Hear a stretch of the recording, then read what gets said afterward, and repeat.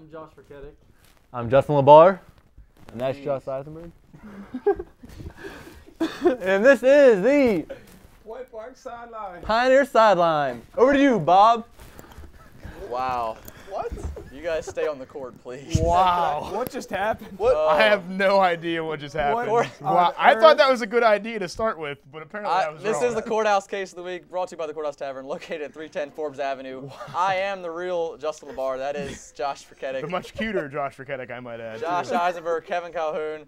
We're going to jump right into it, and we have special guests that are going to help keep score. Along with Dr. Barry, who will join us, we have Tony Townsend, John Geiger, and Brian Urso to help keep the points between Eisenberg and Verketic. We're going to toss out today's topic, guys. Anton Batine, leading scorer, goes down halfway through the Cedarville game over a week ago. He leaves the game. They lose to Cedarville. Then they go into their final weekend needing to win both games to make playoffs. They lose both games. I want to know, and I'm going to ask Kevin first, how big of a difference would Anton Batine have been if he was healthy? Kevin, you first. Oh, when you talk about Anton Batine, you like you said, he went down in that Cedarville game, and that game could have ended differently, and then they had a whole other weekend to go with without Anton Batine. But in the end, it came down to the fact that they lost 7 AMC conference games by less than 10 points, guys, and that's really what ended the Pioneer season. They missed the playoffs by a couple games, and it was those close games that killed them. So good stat, Kevin. All right, guys, let's go between the two that we keep score with. It's 25-22. Eisenberg is in the lead.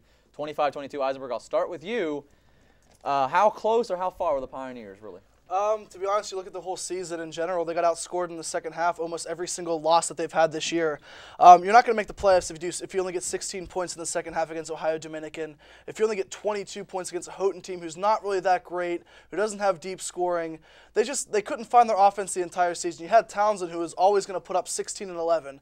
But Geiger, where was Geiger? He didn't shoot the ball. He didn't get a chance. He was in for 15 minutes and he'd be benched for Franco, or they bring somebody else off the bench. There were games where he'd go 3 of 7, 3 of 8. They're not bad numbers, but he didn't shoot that much. And you look at other players. Houston had a good first couple of months. He dropped off scoring. So the main factor is they couldn't get scoring from top to bottom, and their lack of depth off the bench. You saw Trocchio hit a couple of shots, but whenever you're only scoring 15, 20, 25 points in one half, you're not going to win basketball games. It's as simple math as that. Pulling the stats out there, I'll give you 2 points. It puts Eisenberg up to 27. For Verketic, you're at 22. It's really tough to play the what-if game with the Batine injury. What if he wouldn't have been injured? Would Townsend have scored those 30 points or not? That's a big question because Batine usually does take a lot of shots, but he was on pace to have a very, very good night. What if with the Ohio Dominican and Mount Vernon, you just don't know. You can't play that what-if game with an injury. But what I do know is the Pioneers of the blowing of the leads in the second half. Northwestern Ohio, double-digit lead, blew it. Damon, double-digit lead at Damon, lost. Other games, Houghton as well. You cannot blow double-digit leads going into that second half. That was the big downfall all year long. And I think the one thing that I was confused about is you saw Urso start for midway through the season, and then he's not even playing. Are you serious? You saw him when he played senior night. And, I know he's over there. I know he's listening and everything, but this is one of the things I had before I knew. I swear to God, no joke. He plays good defense. This guy's all over the floor. He's all over the perimeter.